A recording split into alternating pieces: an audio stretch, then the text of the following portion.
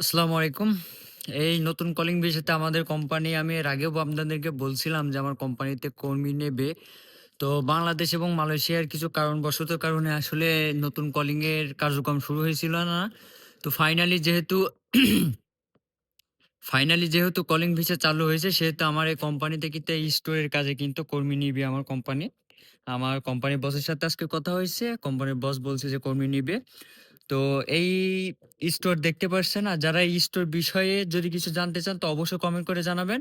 এবং এই স্টোর নিয়ে কিন্তু আমার চ্যানেল কিন্তু একটা ভিডিও আছে। চাইলে কিন্তু আপনারা সেই ভিডিওটাও কিন্তু দেখে আসতে পারেন। এটাই কিন্তু কাজ স্টোর কিপারের ঠান্ডার ভিতরে কাজ। এই কাজে কিন্তু আপনারা আসতে পারেন। আমরা এখানে ২ জন আসছি। ওটা মিয়ানমার আর আমরা ২ জন কাজ করি।